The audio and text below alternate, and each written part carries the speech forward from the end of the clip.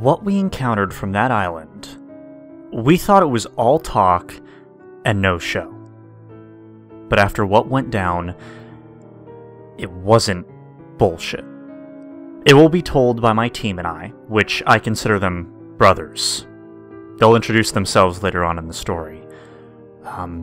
We will be using our code names, whether you believe us or not. We know what we saw, and it will stick to us till our dying day. Okay. So I'll be known as Fives throughout the story. I was part of the armed forces, and I'm a big fan of the Clone Wars, of course. I am what you would call a mercenary. I've done jobs that don't necessarily have killing in them, but it has involved reconning and breaking bones. I have limits to it, but, the pay is well, and of course it pays the bills. Of all the jobs I've done in the past, this next one got me questioning. Why did I accept this job in the first place? The employer for this job contacted me throughout my business email and said that he had a specific job for me and would like to talk to me in person. At first, I wasn't too sure about that, but I still kept my guard cautiously. I agreed on meeting the employer in a specific location, and, we met and sat, talking business about the job. While we met, I asked him, how did he get my info? Well, I got your contact from one of the employers you've done in the past with, he replied. Very well. Before we continue, what name shall I call you? I asked him. For now, you can call me Trench. I agreed, and as the waitress brought us our drinks, Trench had whiskey and I had a soda. Now, the job I have is rather classified. Others have declined to do it, and seems as though you have the courage to do so.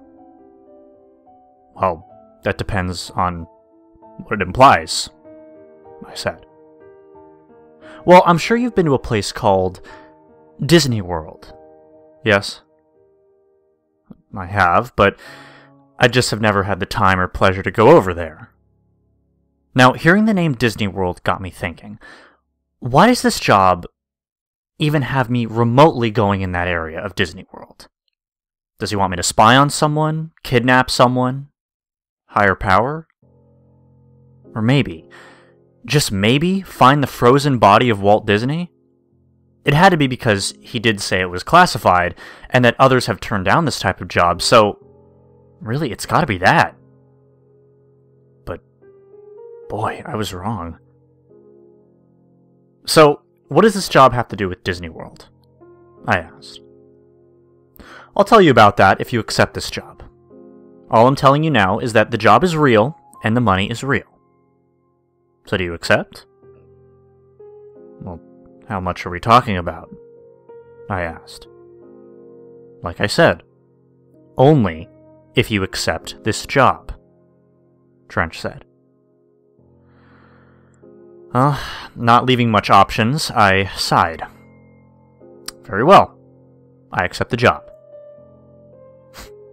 Excellent. Now, this job centers around something in particular. I'm pretty sure you've heard the name Discovery Island. I sat back in shock. Of course, I've heard rumors and stories about the place, and was a bit skeptical with it with all the urban legends. The crocodiles roaming the island, the tale of that one guy who got ripped to pieces by mutated monkeys, not to mention that's being hunted by all the Disney costumes. Now, exactly what job does going to Treasure Island have to do with any of it? I asked. Well, you see, a while back, a group of teens went missing. They were scheduled to do a meet and greet because they're a popular group on YouTube, and they were last seen in Disney World in the daytime, and since then, they haven't returned to the hotel that they were staying at, and their manager was supposedly with them, but just not close enough apparently, Trench said. What about the parents? I asked. Apparently they were taking a while to get ready, so the manager just took them without waiting for their parents, I guess he was the impatient kind. I've heard that one before. But what about the police? Didn't they get involved? Well, they did, but apparently they didn't want to make a big deal out of everything to make other kids get worried, since, I mean, it is called the happiest place on Earth. You know, they're trying to keep it on the down low. Even so, they still checked the entire park, and they came back with nothing. However, a friend of mine said that he saw a group of kids being put on a boat not too long ago, and taken to the island by a hooded figure. He already tried going to the police with this as a witness, telling his story. You know, the police went to go search on the island, but they came back with nothing. He insisted that they go back and double or even triple check, but, you know, nothing. What he said, he told them that he's not crazy, but the police kept telling him that they found nothing and that they'll still put it under investigation. But if he keeps pushing it, I mean, they will arrest him, Trench said. Okay. So your friend believes that these teens might still be alive on the island, and I'm hearing that correctly? Yes. And of course, when I mentioned the island to others before you, their face would turn pale, and they declined it. Now I'm giving you this job. However, this job cannot be done alone. I would recommend you bring about 6 men to accomplish this. And you're one of the 6, so you'll need 5 more. Well, understood. Sounds simple enough. And I believe I may know the other 5 men that will accept this job, I said. As I said this, he showed me a bag that he was carrying. It was full of money. How much did you say that this job was for? I asked. Enough for you and your little friends. However, if you don't succeed this job, you and your brothers, as you call them, can kiss this money goodbye. And I'll find others to do this work, Trench said, making that statement clear. After hearing that, now I knew that we definitely needed to succeed on this mission. Of course, we do need the money. He didn't give me a vanilla folder containing the map of the island, which you can't get very far on Google and scroll around without finding it. I should know because I gave it a try on my laptop and gave it a virus. $400 down the drain. Anyways, it also contained the missing teens with their names, and a full description of what they look like. It's a total of 8 teens, 5 girls and 3 boys. I won't say the full names, but I will say the letter of their first names in the story. I'll contact you when the job is done, I said to Trench. Excellent. I'll be waiting, he replied. He got up, paid for his drink, and walked out through the door. So did I, thanking the waitress. The first brother I contacted is who we call Wrecker. When it comes to his temper rising, it's best not to be on his bad side. Overall, he is one tough son of a bitch. Let's see. Next on the list, we call Cut Up. He's a joker at times, but when it comes to getting the job done, he'll always be the one to count on. Next one is Bullseye. He was in the armed forces along with me. We always got sharpshooter qualifications. We were really close in there, and still are in the civilian world. Next was Eagle Eye. He really knows about tech. His specialty is hacking, but for good reasons, and especially making equipment in a flash. So we'll definitely need him for this type of job. Let's see. Last but not least, Blackheart. Now, he at times can be cold-hearted, and seem not to care to hurt people when it comes to brotherhood. You know, you trust each other, and every one of us, with no questions asked, so, you know, he's loyal. Now, I called them up to gather for this announcement that I'm about to tell them, which is really about this job. So, I'll update when the boys are done introducing themselves. Hi. This is Wrecker. I believe Fives told you how we came to this position. Well, he isn't wrong when he said that we needed cash, because we all do need it. Fives did indeed inform us about the job the employer told them. We were at first resistant about it because, of course, we all know about the history of that fucking goddamn island. And he did make some valid points about our situation. Yeah, it wasn't our best option, but we were running out of them. We do need the cash. The teens, no offense, but I did think that they, well, possibly could be dead, because it's pretty much common sense that they pretty much are dead. But nevertheless, we did decide to do this job. It's going to be one hell of a ride for sure. I especially told my fiancée about this job. Yes, she did get upset about it after I explained everything to her. She already tried to persuade me not to do it, and to look at other options. But to be honest, there really isn't any other options. We did go back and forth about this, and yes, she knew we were struggling, and that we do need to take risks at times, so she eventually agreed. I'm getting my stuff ready for this type of job, so I'll talk to you later. Hi, I'm Cut Up. Of course, Fives told you who I am. The job is risky, no doubt about it.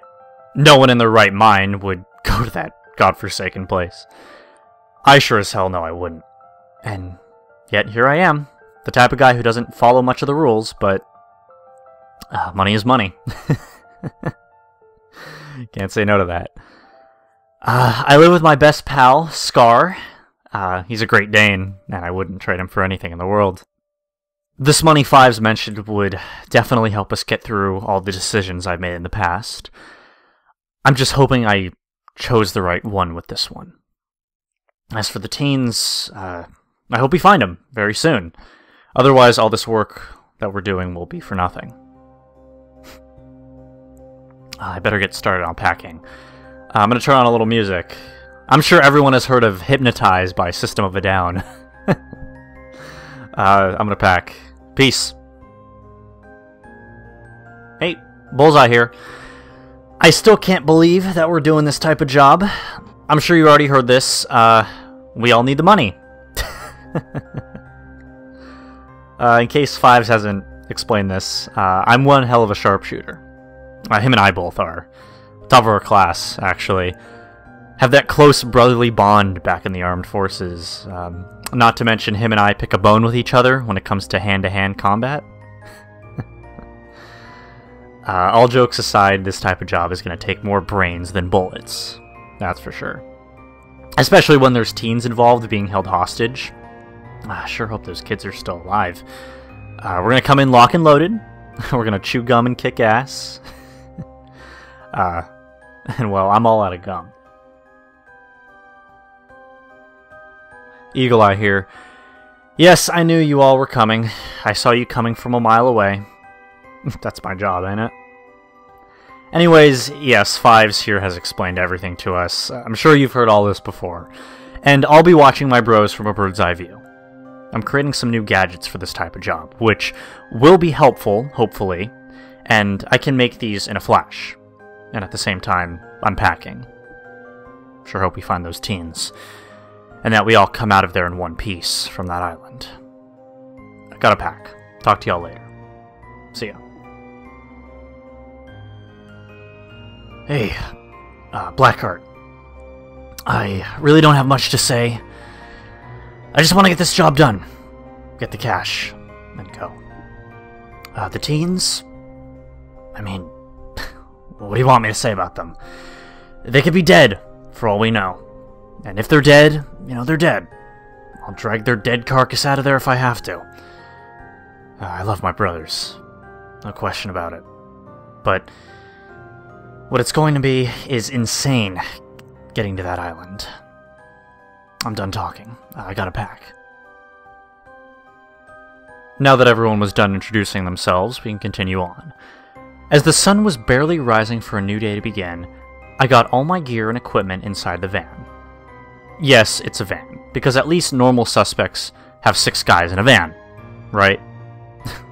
Alright, a little humor for the road. I double-checked everything was locked for my house, and then I was off to get the boys. Then heading to the airport to Florida. I picked up Blackheart. who was our last guy to get in, since he lived a bit closer to the airport. I'm a bit surprised that none of you actually backed down from this type of job, I said to everyone. Come on, Fives, we all know the reason why we're doing this, Wrecker said. Yeah, it's true, I said. I then explained to everyone how each of us is getting a teen to protect and getting out alive. Some of us were getting assigned an extra kid, since Eagle Eye is going to be watching us with a bird's eye view. Wrecker started giving out each man a bio of the teen that they were assigned to. I also did mention that I will be only telling the first letter of the kid's name from the beginning. And now there's a total of 8 kids. So, Wrecker was taking charge of a 13-year-old named Kay. She's 5'4", brown hair, brown eyes, and a 13-year-old boy named E, 5'2", as well as brown eyes and brown hair. Cut Up was in charge of a 13-year-old girl named E. Apparently she's from the UK. Nice. Anyways, she's 5'5", brunette, gray eyes, and a 12-year-old boy named M. He's 5'3", light brown hair, blue eyes. Bullseye was in charge of a 12-year-old girl named S. Says that she's a dancer. Okay. She's 5'3", blonde, light green eyes. Lastly, I took charge of 2 kids as well. One was a 13-year-old boy named N, 5'4", black hair, and brown eyes. Okay. Next was a 12-year-old girl named B, 5'3", light brown hair, light green eyes. And has a red mark on top of her right eyebrow. Look kind of cool. I guess I'll add that on my notes. Everyone was assigned their teen, and we just arrived to the airport. Got past security, and waited for our flight. As we were waiting for our plane to board, I received a call from an unknown number. I answered. Hey, it's Trench. Just calling to know if there was any complications. Hey Trench, we were waiting for our flight to board. Very good. I'm also informing you that my friend in Florida is waiting for your arrival. He'll lead you to your designated stay for your trip and is also confirming the whereabouts of the teen's family.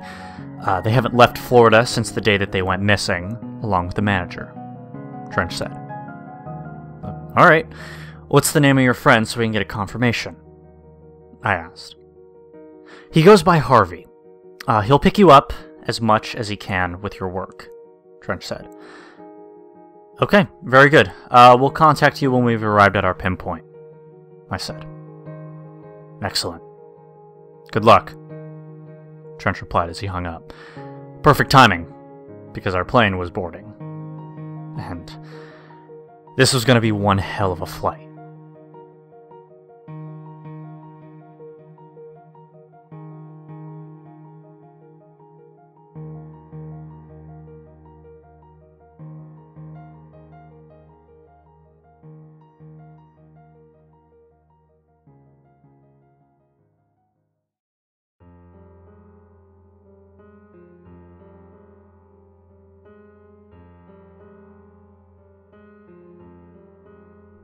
Well, we had arrived in Florida.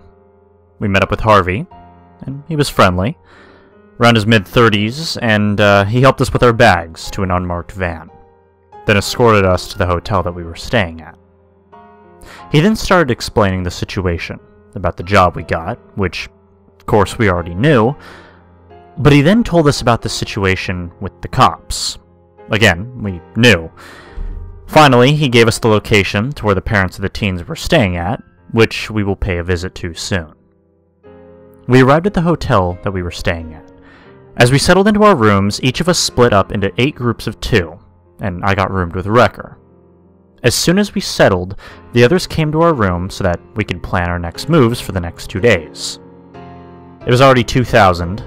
In case you don't know what that means 8 p.m. in military time. We thought it was time for us to pay a visit to the family of the missing teens. I asked everyone to see if they were down with the plan, and they agreed. Wait, Fives, we can't simply just walk up to them and say, "Oh hey, there we are, mercenaries who were hired to find your kids who we believe are on the abandoned island that's just across from Disney World," Wrecker said. And suffice to say, everyone agreed on that. I know. That's why I made these for each and every one of us, I said, taking out my bags and unzipping it, pulling out 8 Ghost Phantom balaclava masks. Everyone was so surprised on the detail of how the masks looked. We hid them in our pockets and we dressed all in black. We especially put black gloves on our hands for no finger scanning recognition. We called Harvey to come get us, and to take us to the location of the parents. We arrived to the motel, and we told Harvey to go around back to not make it look suspicious. We all put our masks on, and we saw one of the parents Harvey described to us. They were on the first floor. Good thing, too. We got out the front door and knocked. Of course, we covered the peephole. By some luck, they didn't put the latch on the door, so I guess that just made our job a bit easier. A lady opened it, and we burst in, and of course we pulled out our sidearms, and I told them not to squeal, and that no one would be hurt. Now, from the total amount of people, minus us in the room, there were a total of 10 people in there. 8 moms, a sibling to one of the missing teens, and their manager. "Who are you guys?" one of the moms asked me. "We are known as Ghosts, a small, ruthless team that isn't afraid to get our hands dirty. Unlike certain people who we call snowflakes." "Well, what are you doing here and how did you find us?" one of the other moms asked. "We were hired to find your kids. Now, see, we have a resource who believes that they know where exactly your kids may be." Wrecker butt in. Where? Where are they? And who is your resource? Who hired you for this?" "We have to go to the police. We've been searching for them for the past 4 weeks. They kept whining and complaining, but simply put, I just told them to shut up. All we can tell you is that we will find your kids. Okay? That's all you need to know," I said. "We're calling the police," one of the moms said. "Go ahead. We ain't scared of no popo. Call them. I dare you," Blackheart said. Wrecker told him to calm down, and I told him that you can try, but that we would be long gone before they would get here. As the parents huddled to talk things over along with the manager, we just slipped out of there like ghosts. We got to the van where Harvey was waiting for us and sped off. Heading back to the hotel, we went into our rooms and rested up for the next day, as to recon to the island with the drone that Eagle Eye made himself. I'll tell you more about that, but for now, I just need some rest. I'll tell you more once I have my sleep. As the sun rose for the day, the others have gathered to me and Wrecker's room to see what Eagle Eye has said about using his homemade drone to do recon. As he showed it to us, it was actually the size of your palm, and had a small camera attached to it. But the controller had a big screen on it. Now, see, what it sees, it was an actual good HD mode. I said to Eagle Eye, "Well, that's pretty impressive." "Thanks. Now, let's get to reconning," he said. As he was setting up the drone to fly, I took out the map of the island Trench gave me and was ready to pinpoint where the drone will enter. And in case if the drone doesn't make it back, we got the map as a backup. As Eagle Eye sent off the drone to fly, we could barely even see it. But from the controller, we saw it looking at us and taking off to the skies. We saw it passing the park, which then brings up that there will be an event happening at the park at night. Now that probably would give us an advantage if things go well to plan. Eagle Eye then circles the perimeter to see what opening we can slip to enter the island without being detected. We then found one which should have had good cover. I pinned where it was at, and we then continued to the island. As we circled the outside of the island, we saw something moving fast in the tree lines. We tried to see what it was, but it quickly disappeared. Given that we couldn't see it anymore, we just continued on. Eagle Eye then moved the drone to the island. It was a bit freaky inside of it, not gonna lie. A lot of trees and grass growing on the rides that was once a happy place for kids, and cages that once belonged to animals, but now it's been taken over by nature. We then heard a weird noise from Eagle Eye, so we turned the drone to look up and down all over, but didn't see anything. I thought it was a bird or something. After all, there are animals wandering over there. We looked everywhere to see if the kids were still alive somewhere, but we didn't find a trace of them. We then possibly came to the conclusion that, well, they might be dead after all, and that this trip was probably all for nothing. We were about to tell Eagle Eye to pull back off the island, until he said, "Well, wait, guys, I see a rusted metal door. We didn't see that before on the map, or anywhere." We looked and we told them to get closer, our hearts beating faster, figuring that there might be hope, and until we knew it, we heard crying and someone calling for help from the inside of the metal door. We were all shocked to hear someone else from the island, and I asked Eagle Eye, "Does your drone have a mic so that we could talk to them?" He replied yes. "Then press it! Hurry!" I exclaimed at him. He did. "Hello? Is anyone there?" I asked. A voice came on the line. "Yes, who's out there? Please help us!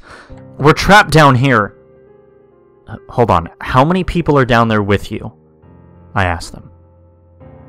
"There's 9 of us down here.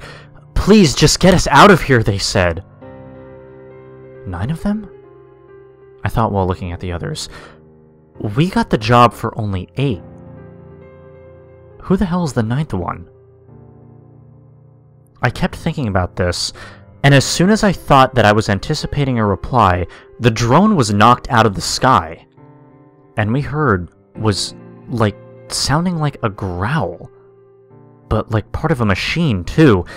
It's hard to describe. You had to really be there to know what I'm talking about. We couldn't see what brought the drone down, but whatever did bring it down crushed it, and the feed went off. We were all shocked to know that there really were people trapped on the island. "What the hell just happened?" Blackheart said. "What the hell indeed," said Wrecker. Cutup was sitting there with eyes wide open, as if he saw a ghost. Eagle Eye was speechless. As for me, I was trying to gather my thoughts, that the rumors and stories might possibly be true. "Wait, Eagle Eye, doesn't your drone have a tracker on it?" I asked him, suddenly getting an idea. "Well, yeah, but I just hope whatever crushed it didn't take it," he said. "Okay, well, at least we have the pinpoint of where to go on the map. We can track the drone with the drone tracker. We find the metal rusted door where we heard the cries for help. Now, since we've got the pinpoint on where to start on the island," I gave them a quick huddle for what awaits us, "we all know what's going to go down. And we don't know if we'll survive tomorrow night, but we got ourselves into this. We had a chance to back out, but we didn't. And now we face whatever lurks in that godforsaken island, get those kids out of there, and get them back to their folks. Of course, we'll get our reward money. This is now, as I like to call, Operation Urban Nightmare." It was now time of the assault. Harvey took us halfway to the pinpoint location of where the drone spotted for us. Harvey parked the van a bit off to the side. "Good lucks. I'll be praying for y'all," Harvey said. We nodded to him as a thank you. We then had to stick to the shadows to get to the pinpoint, which made the location in the shadows without being spotted. I'm surprised no one even saw us. Then again, Cutup did say that there was an event happening at the park, so security wouldn't bother with us in the meantime. As we hid in the shadows, we loaded up our gear. Tactical vests on, loaded our M4s with ammo, put on our elbow and knee pads, black paint around the eyes, can't forget that, And finally, our balaclava ghost masks. Also, Eagle Eye then showed us that he took his great-grandfather's RHIB, the rigid hull inflatable boat that his great-grandfather used when he was a Navy SEAL. But he told us that his grandfather called it Zodiac. I kinda hand it to him. He definitely pulls through and impresses us all. Before we started to commence Operation Urban Nightmare, we said a prayer to make sure that we would all make it out in one piece. I started. Beloved Lord, we come before your throne of grace, asking you to protect us for what we are about to face in the valley of the shadow of death. Strengthen us with your power, and minister to our spirits, that no evil shall prosper upon us, for we will overcome them, and to protect those who are in need to be brought safe back to their families, and to guide us back home as well. Amen. Now that the prayers were all said and done, Eagle Eye got his laptop set up and got his other drone he packed up in case the other one got destroyed. Perfect timing. And now Operation Nightmare was commenced. As we rode on the Zodiac to the depths of the water, we scanned each side, making sure that no one spotted us during the 2-mile drive to the island. As we arrived at the shorelines to the island, we then ran the tree lines to get accountability of our equipment, making sure that we didn't lose any of our gear, and making sure the Zodiac was out of sight. As we did this, we then heard a loud boom. We thought someone spotted us already and started firing, but it just turned out to be a fireworks show. And that scared the shit out of us. We knew that Disney was known for that, but Jesus fuck. None of us lost a part of our gear, thankfully. Eagle Eye then comes to check on everybody, and we were all set. Phase 1 was now complete. Eagle Eye was going to scout the perimeter to make sure that we were in the clear, while the rest of us got the tracker for the destroyed drone. We got the pinpoint, and now we stayed in a straight line formation, still clipped to each other, on the move.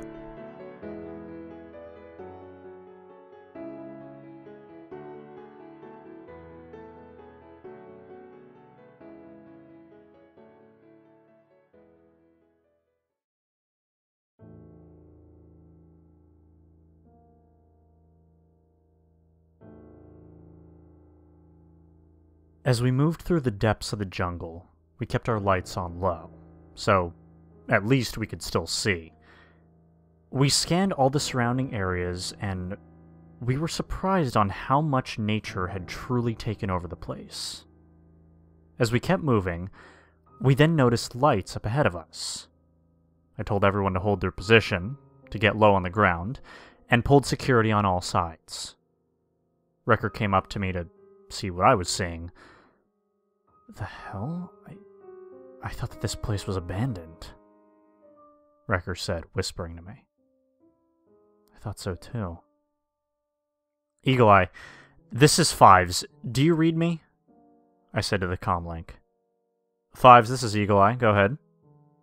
He responded back. Yeah, so we're spotting lights on the island. Working lights.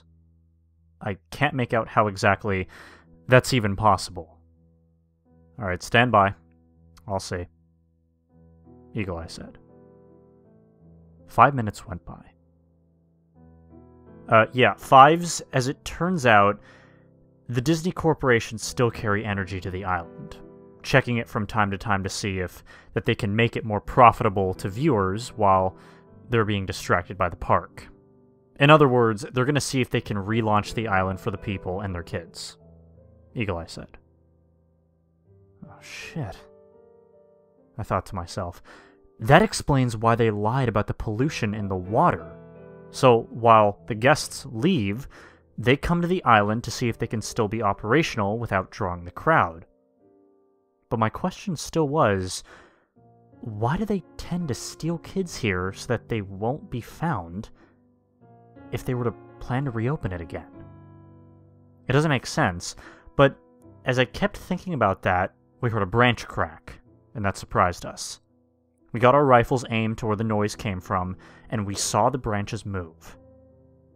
Eagle Eye, we hear movement on our 12, and we can't see shit from here. We're holding position. Can you see what it is? I said on the comlink. Yeah, hold on. Heading to your location. Oh, I'm ready to blast its head off. Bullseye said. Hold on. Eagle Eye is going to see what it is first. We saw the time drone above us. I'm going to use Heat Seeker to see what is ahead of you guys. Alright. Hang tight. Looks like I see something. It appears to be only one. It's moving towards you. Get ready, he said, exclaiming. We got up, getting into our firing position with our heartbeats racing, and we were about to see what lurked in the darkness. To our surprise, though, it was just a small monkey. We sighed heavily. False alarm, Eagle Eye. It's just a small monkey, I said with calmness. Alright guys, let's just keep moving ahead. We headed towards the light that was hanging from above, shining down toward the abandoned cages of where the animals were once kept. We had to go through them since that's where the drone went to showing in the tracker, and as we were passing through the abandoned cages, I then heard another crunching sound. We looked down and what we saw just made our eyes go wide. A pile of what we could only describe as slime that had a weird color, like a grayish green, I guess, and next to it was a worn-out, torn, old costume piece. Like it belonged to a head, since it was in the shape of a circle, but what really caught our attention was the bottom of a piece of a jaw. It looked really old because it had a brownish color all over it. Jesus Christ, that is fucked up, Bullseye said. Damn, and I thought I've seen it all, Blackheart said. Whatever did this and left it here, it wasn't human. We kept moving. The tracker said the drone was close by, so we left the pieces there and we continued on through. We continued along the trail with tracker on my arm, my brothers watching our surroundings, with the fireworks show seizing up, hearing the crowds cheering for the end. I assumed this is where everyone was getting ready to either go home or head back to their hotels. Damn, now that the crowd's leaving, that means the skeleton crew and security are now about to commence cleaning up the park. I thought to myself, alright, ghosts, listen up. The show's now over, the people are possibly now heading back home, or to their hotels, or wherever the fuck, which means now the cleanup crew and security are now the only ones in the park. Now, they'll be watching over everything, especially having a close eye on the island. So we gotta move fast, and make sure we make it as smooth as we can. Everyone agreed, and we still kept moving. We got closer and closer to the point where the drone was. And we eventually found it. It definitely was destroyed, but the tracker was still intact. We then looked slightly to our right, in which we saw the metal rusted door from before. I wasn't going to call out to those locked in there, because whoever was in there, they definitely weren't going to stay quiet. We got to the door. Sure enough, it was sealed tight. The others pulled security while Wrecker and I retired to open the door without making too much noise. Well, we got it open. Barely, but it was enough for all of us to enter. One by one, everyone did. Blackheart was the last one to enter. I closed the door to feign suspicion, for anyone who may have noticed, and we then started heading down steps to a lower floor. We then saw what looked like abandoned cages for something big.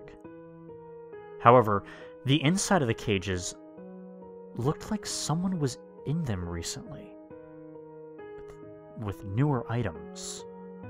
It's hard to explain, but we then heard crying in the distance, so we slowly made our way farther down the hallway. Hello? Is anyone there? They asked. Shh, shh, shh. Keep your voices down, I said to one of them. As we looked further, we saw 8 teens looking surprised and happy with tears streaming down their eyes. We told them to hush with our index finger to our lips. "It's gonna be okay, guys. Alright? We're the ghosts. We were sent to find you and bring you back to your parents," I told them. Are you guys military?" one of them asked. "Not exactly," I replied. "Ghosts, check to see if they are in fact the kids from the pictures," I said as we all got out the pictures of the teens that we were assigned to. It was confirmed. They were the teens that went missing. We were glad that we found the 8 missing teens. However, we looked at this 9th person who wasn't on our list. I asked who they were, and they told us their name. But for this story, we'll call her O. She was about 27 years old. She had a soft voice, like, if you were having a bad day, her voice would cheer you up in seconds. I'm not gonna lie, she was very beautiful, even if she's got mud and dirt on her. I told the ghost to check on the teens, to make sure that they were good, and to check if they have any scratches on them. I kept talking to O. "What the hell are you doing in this godforsaken island?" I asked her. "I was brought here," she said.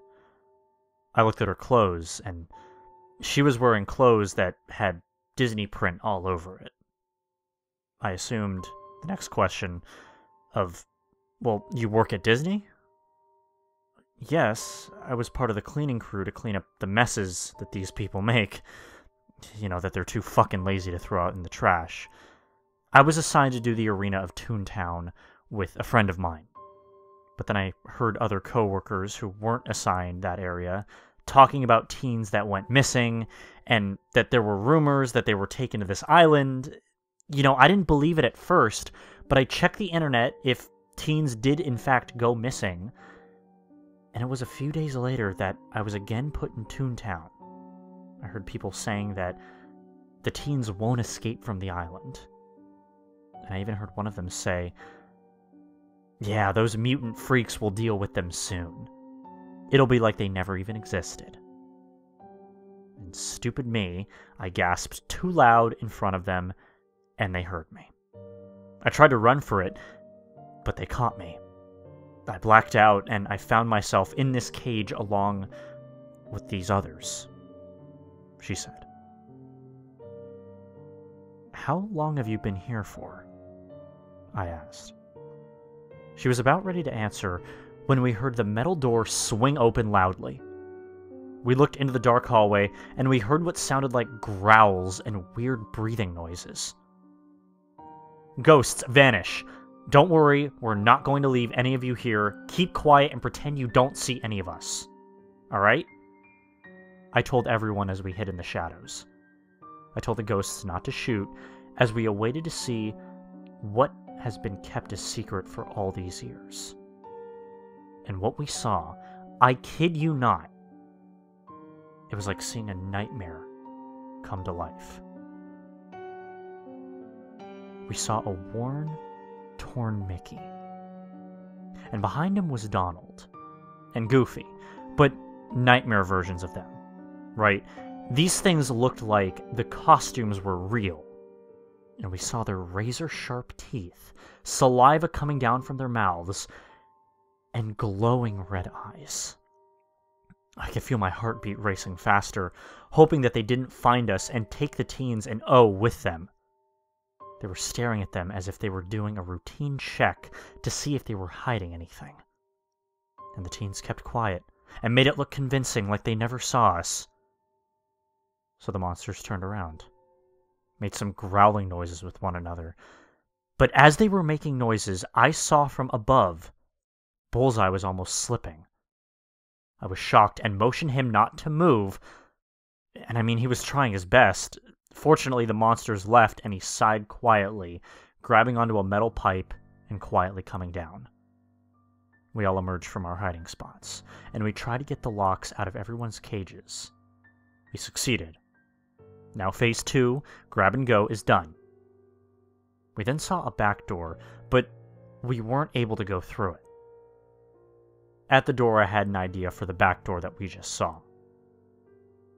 Wrecker, take everyone to the front and hide in the shadows. I'm going to open the back door, I said. What? Why? He asked. Just do it. I'll meet up with you later, I told him as I went back. I went back down to where the cages were, and I opened the back door to make it look like we left through the back, but we really left through the front. I made it out to the front, closed it as it was, and then I heard Wrecker whispering out. I saw everyone crouching in the shadows. Fives, what the hell were you doing? Wrecker asked. I opened the back door where the cages were to trick them to think that we left through the back. Wrecker nodded. He understood. Yeah, Eagle Eye, we got the packages. Scout our way to the Zodiac so that we can get the hell out of here. Roger, Fives. I'm here. Let's go. Eagle Eye replied. I looked at the teens and Alright guys, we're gonna get you all out of here. Let's escape this dump, I said. Seeing their eyes cry for joy, knowing that they were going to escape the nightmare that they've endured, it was great. Ghost Diamond formation. You and the teens stay in the center. If we're firing on all sides, protect the teens. That is your priority. Do you understand? I asked her. She nodded yes. All right. Here we go.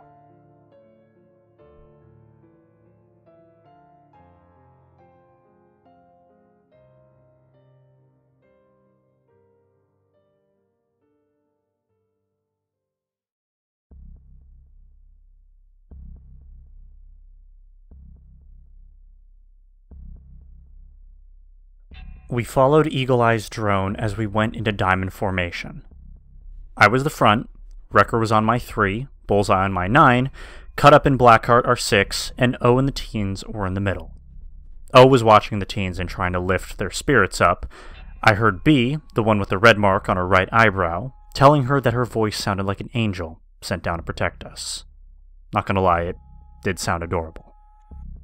I was gonna say something to her, but Eagle Eye stopped us in our tracks. Guys, freeze. I got movement up ahead, 3 heat signatures. Quick, hide, he said over the link, and we all hid in the bushes. We saw those mutated monsters walking by, not making a sound, as we couldn't see them, but I knew where they were headed for, and now we knew that we had to hurry. We got up back into formation, and we kept moving as the drone was leading us back.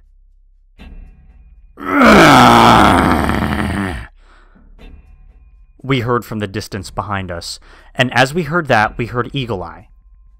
Guys, I got heat signatures coming from every direction in our position, and there are a lot of them. Oh shit, now we were definitely gonna start hell on that island, I thought. Ghosts! Fire positions! I shouted, getting our weapons secured, staying in diamond formation, locked and loaded, doing the sign of the cross. I told O to watch the teens and to cover their ears for hell about to be unleashed. We then heard movement in the trees, and as I looked back at my team, knowing it might be the last time we see each other before we might, die, we then heard Eagle Eye saying through the link, "Guys, they're getting closer. 400, 300, 200, they're right on top of you." He started shouting, and what we saw was the stuff of nightmares. We saw what might have been big mutated baboons because of their sharp teeth and sharp claws staring at us. But at that moment, I had one of my favorite songs being played in my head, which was Crashed by Chris Daughtry, on the part where they hit the "Then I crashed into you." I don't know why it played out at that moment, but it was, and it lifted my spirits up.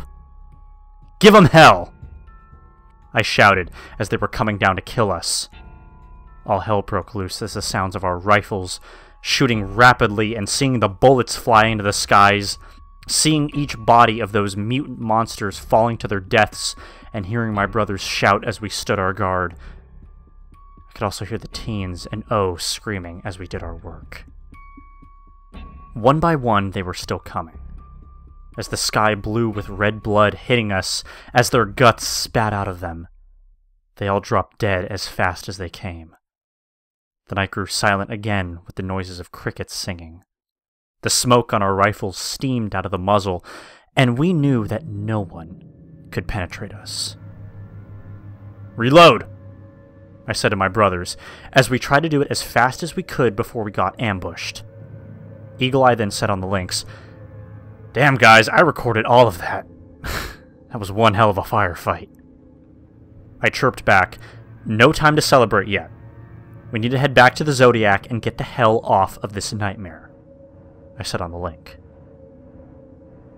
We were reloaded and ready. "Alright, ghosts. Now we gotta haul ass. Diamond formation. Let's get the hell out of here." I checked on O and the teens. They looked scared, but they were indeed alive. Just then we heard the roar again. But this time it was closer. "Haul ass now," I said as we ran fast, as everyone could run. But then a thought hit me again. I mean, what if they found the Zodiac? Damn, if that's the case, we were in some serious trouble now. As we saw the shoreline, I then heard Cut Up and Blackheart yell out, "Oh shit!" I turned to see what it was, and those damn mutant creatures were on our ass. We saw Donald and Goofy, no sign of Mutant Mickey anywhere, but I told O and the teens to hide. All of us held our position and fired at Mutant Donald and Mutant Goofy, and they kept coming, but slower and slower until they fell and choked from all the bullets that they ate. I sighed. At least they're down. Now let's get the hell out of here. We gathered the group and headed to the shore. It was still there, thankfully. Looking at the Zodiac, still intact. Eagle Eye, we're loading the teens on the Zodiac, and us along with it. Let's see, everyone's loaded on. But as we were about to turn the Zodiac on, you guessed it, another high-pitched scream. My spine skyrocketed. We saw mutated Mickey running right at us with high speed. "Hurry! Hurry up! Get this thing started," I said to Cut Up, trying to ignite the Zodiac. While we pushed it into the ocean, Cut Up was igniting it, but in the moment of cliché came about as we started it up. The mutated Mickey came out of nowhere and grabbed my leg as I was about to jump in and threw me back to shore. "Fives! Fives!" I heard my brothers shouting as they zoomed away from the island. I got up and stood face to face with this monstrosity. "Go! Get out of here! Just go!" Getting out my last K-bar knife, getting ready to strike at it, Mutant Mickey showed its sharp claws. The last stand, where it came to be. Only one of us would walk out of here alive. And again, I heard that crashed song by Daughtry, which I don't know why, but it seemed fitting. I heard it again. We ran towards each other, with the start of the "I crashed into you" part playing. We scratched and clawed with all that we had. I felt a bite mark on my arm, but I had my arm guard on, so its bite didn't quite penetrate through my armor. And it let go. I heard Eagle Eye over the link. "Fives, run to the jungle and we'll come back for you." Wrecker then said, "No, just get the hostages to safety. I've got to end this before anyone else falls victim to these monsters." I yelled back into the link. "Fives!" Wrecker yelled, but I turned off my comm. And Mutant Mickey stood his ground again. The strikes came yet again. Unfortunately, it had the upper hand this time. He managed to scar my face on my left side. I shrieked in pain, and I know that mutant freak stopped to see me in pain, enjoying it. Seeing me panting hard to ease my pain. It stood about 15 feet away from me, smiling while licking its lips, but I don't go down easily. As we were about to strike again, I felt something in my pocket. I took it out, and I noticed that it was the last bullet that I had left. was for my 9mm pistol that I had used while shooting Donald and Goofy heading towards us. I guess I may have forgotten that I had an extra bullet in my pocket, which at this point in time was perfect. As I strategized on how to load it without it noticing, I held the mag case on my right side of my chest and the 9mm pistol on my left leg side. As Mutant Mickey was getting ready to charge again for the third time, little did he know that this would be its last. We once again ran to each other. It tried swinging its left claw to cut me. I ducked, and then it tried gutting me with its right claw. I rolled under its left arm, loaded the mag with the last bullet to the pistol. Mutant Mickey turned his face to what he thought was mine, but it wasn't. He was looking at the muzzle of my pistol. Mutant Mickey finally went down. I looked over its lifeless body, seeing its red, cold, heartless eyes. It knew what stood before and above it. It was the person who had fought and defeated it in battle, when no other man could have done it before in history, and was the one who unthroned the proclaimed prince of the most happiest place on earth. Breathing in and out, knowing that it was finally over, a bright light was hitting me, and I heard over a loudspeaker, "Stay right where you are. Get down on the floor and put your hands over your head." Sure, when hell freezes over, I thought in my head. I took off into the jungle to get a head start. I soon started to hear what I assumed was the police and not Disney security, which those fools can't arrest anyone for shit. But I took off pretty far, also hearing dogs on my trail. I cut them off by leaving my scent farther into the jungle. Then I went to the short side of the shore. My plan was to grab one of the boats that they left unsecured and get my ass out of there without them noticing. And with luck, thankfully, there wasn't anyone there. Rookie mistake, cops, I said to myself jokingly. I turned on the engine, and as I was about to speed off, I saw one of them somehow yell out, "Hold it right there! Freeze! Hey, go arrest somebody who you can really catch, mall cop," I told him while I sped off out of that hellhole. I heard shots firing at the shoreline, aiming for my ass, but I was far gone, and at a good far distance where they couldn't get a good aim. Until I heard their boats on my ass yet again, but to my surprise, I saw Harvey driving the van, signaling to move down more. I nodded and stirred right, and so did the rest of the cops following me. I then got ready to jump. I thought that there was no way that I was jumping at first because, I mean, that's fucking suicide, I thought. But then I came to think about it. I literally just fought a mutated rodent and took a scar to the face, so, I shouldn't be talking. As I got closer and closer to the van, I started praying, hoping that I made it. And by some miracle, that if I did make it, I promised that I'd go to church every Sunday. I jumped with a leap of faith, and I barely made it. But my brothers grabbed me and pulled me in. They laughed. "You son of a bitch, you had us all worried. You could have been killed." Wrecker scolded me about my actions. "Hey, I'm alive, aren't I?" I said calming and jokingly.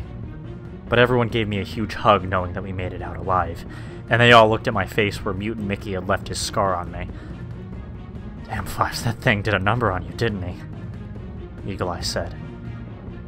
"You don't know the half of it," I replied. O saw my face and kissed me on the cheek. "Thank you for rescuing us," she said with her angelic voice as B put it. "It's what we do," I told her. Well, we all know why we rescued them, so shh. We then finally returned the teens to their folks. As we looked at a far distance, the reaction of the parents' face was one of the best reactions we've ever seen. "All right, Harvey, let's go," I said as we needed to drop off Oda her family as well. We reached the destination, and we dropped her off. "Fives, one last thing," she said. "Can I see your face, so I can remember who was my knight in shining armor?" she asked. I wish I could, but it's our way so that no one could ever recognize us," I said. "Please, I promise I won't tell anyone." As she said that, with her eyes doing the puppy eye thing, I don't know how girls can hypnotize you to do their bidding just by doing that. She almost got me, though. But I guess off the record, I chose to show her my face. When my real eyes glanced at hers, without hesitating, she touched my cheeks and gave me a full-on kiss on the lips. She then slipped something in my hand, and she winked at me, and then left to her house. As you may have guessed, it was it was her number and name, in case I forgot. But after all this, I'll never forget it. After all the excitement, we pretty much just packed up from our rooms and Harvey drove us to the airport. But before that happened, we saw Disney World had police tape and police cars around the shorelines of the park. We especially saw news reporters and them mentioning something about last night where people reported hearing guns blazing in Disney World. We all looked at each other, because, well, we all knew the full story. But nevertheless, we made it to the airport. We all thanked Harvey for everything that he did for us, and I gave him $800 for him to enjoy the rest of the day. He thanked us, and he said that he would call Trench and let him know that the mission was a success. We thanked him, and we parted ways. We made it back home safely. Trench called me soon after, gave me coordinates to meet him to collect our errand reward, and we did exactly that. We saw Trench there with 2 bags. "Ah, so that's what Trench told us about," Wrecker said. "I thought he'd be taller," Blackheart said. We all got out and met him. "Damn, what happened to your face?" Trench said. "Oh, you know, a big rodent I fought," I said jokingly. "Funny," he said. Well, Harvey told me the mission went very well. I'm glad to hear that. I'm not sure many can pull off what you 6 did over there, and you should all be proud for that, he said. "And of course, I'm a man of my word. A deal is a deal. Here is your hard-earned cash.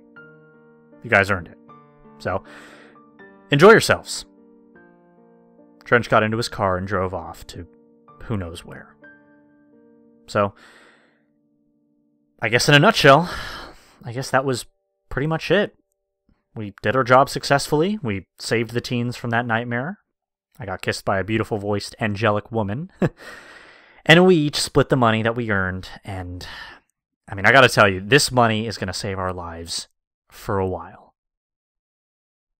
I was relaxing on my couch, watching the news about the incident and what happened over at Disney World. Shit, this ought to be good, I said to myself.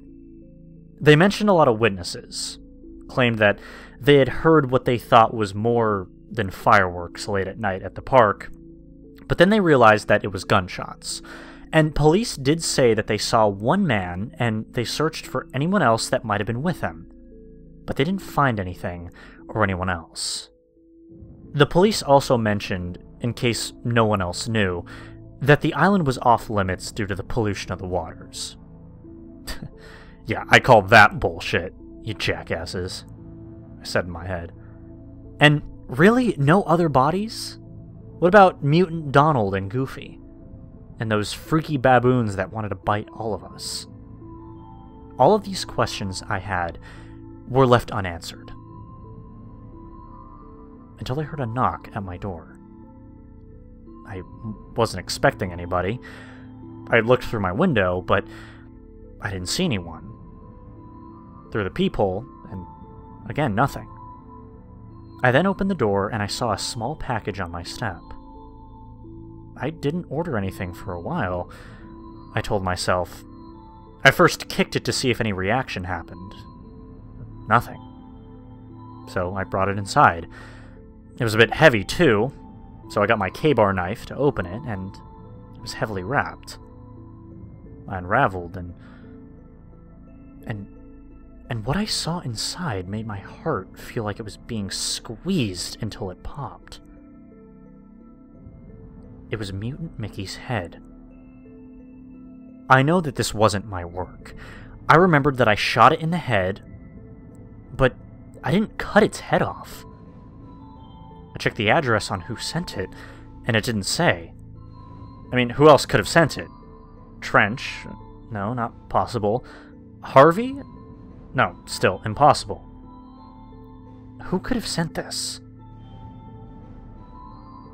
I still have the head to this day, and truth be told, I'm still searching for who did send it.